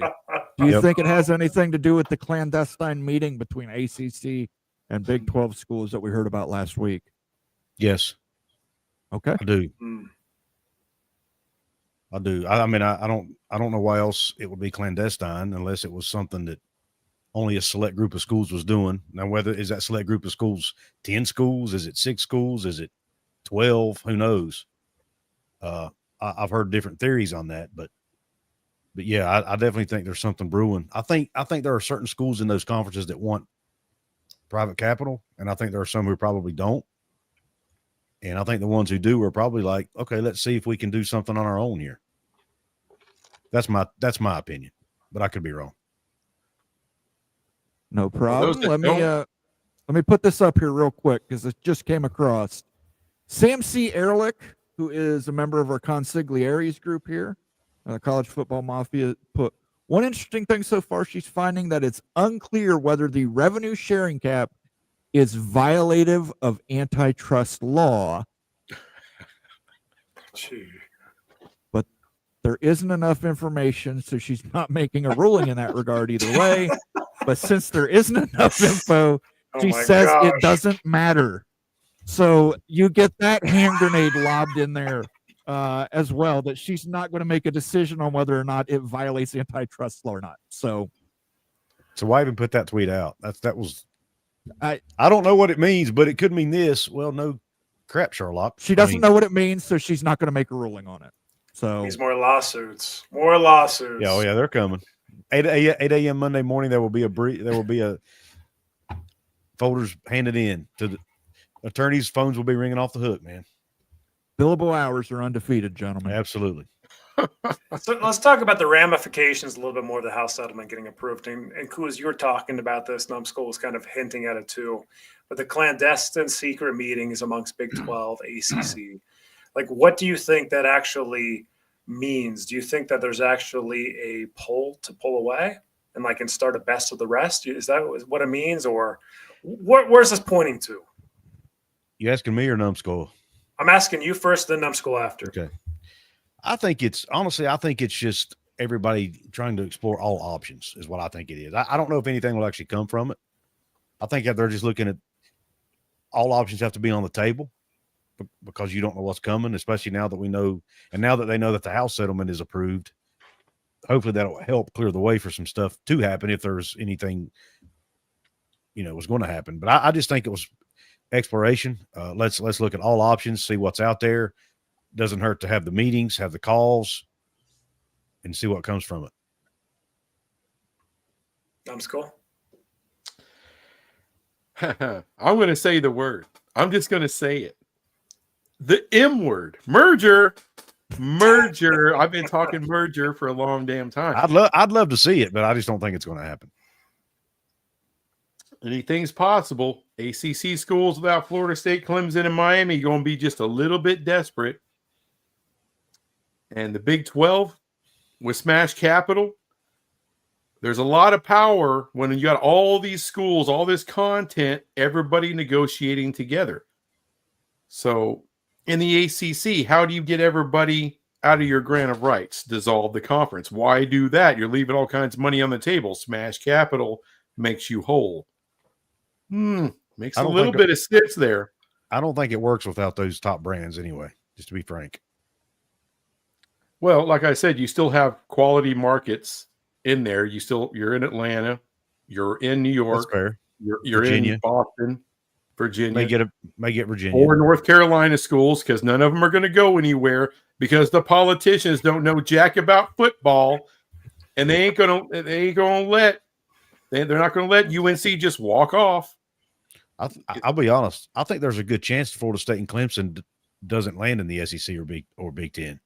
Thank you. I think that the SEC is a long shot too. I think there are a lot of schools in the SEC that do not want Florida State in that conference, and I think the thing that just happened that Moen talked about on his show the other day, I think that might keep them out of the Big Ten.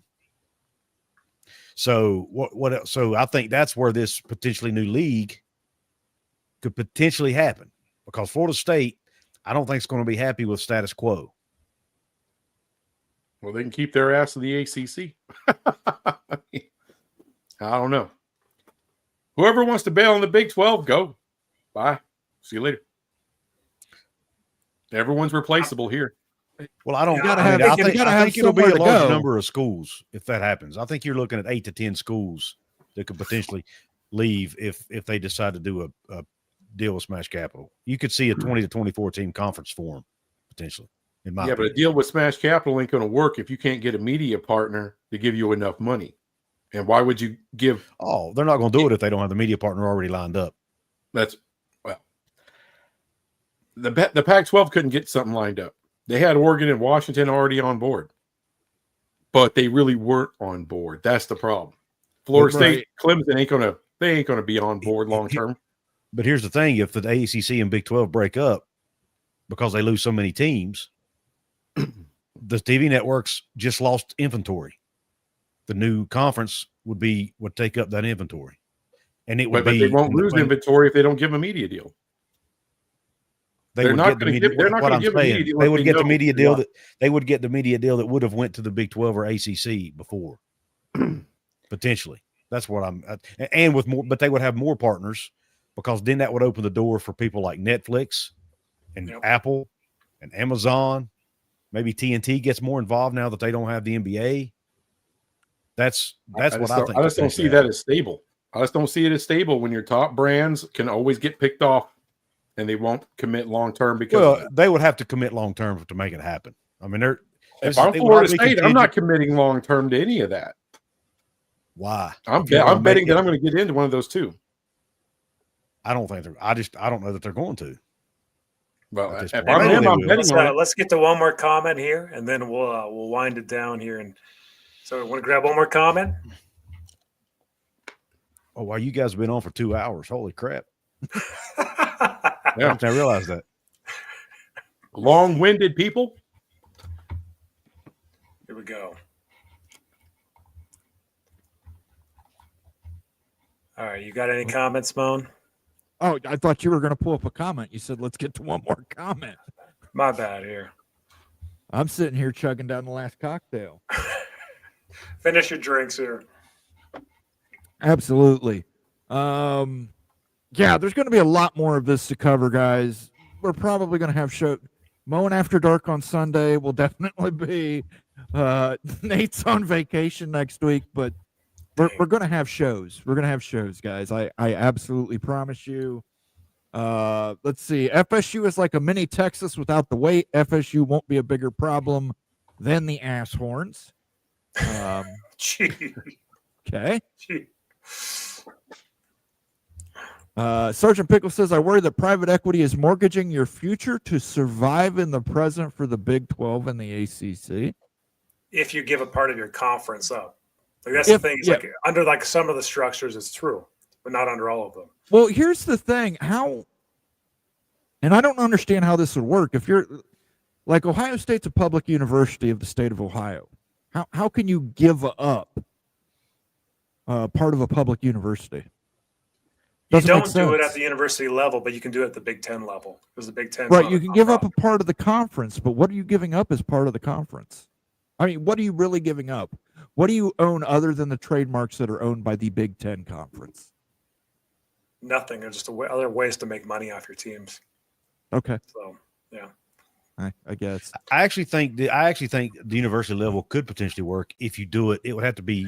You would have to sell off I don't want it to happen. I don't like the idea, but I think if you let's say you sell off a piece of the athletic department or something. Yeah.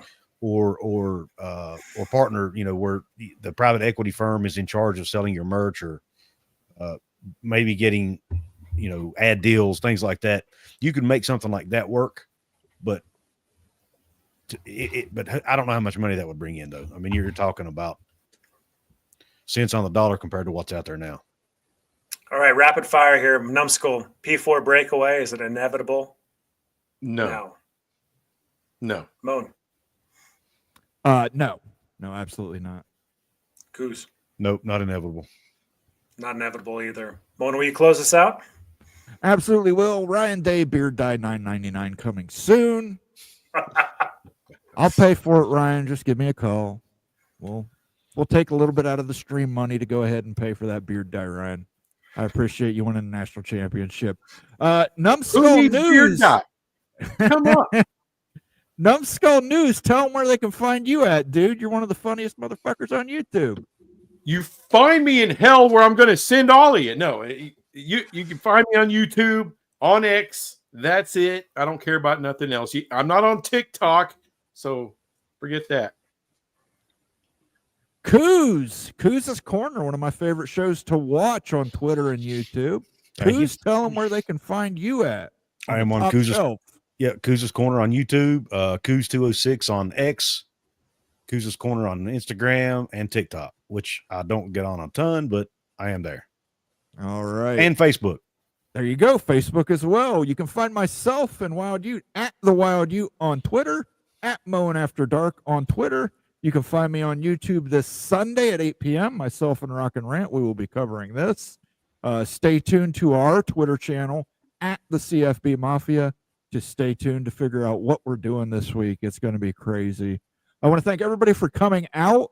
I want to give a special shout out to Becky Go Huskies, MBM, Justin R, Rock and Rant, Hall of Fame College Football, MBM again, Caleb Ramirez for all your support tonight with the super chats and memberships. We appreciate it immensely. Thank you guys. Everybody have a great weekend. Peace out. Thanks for having me on. Yeah.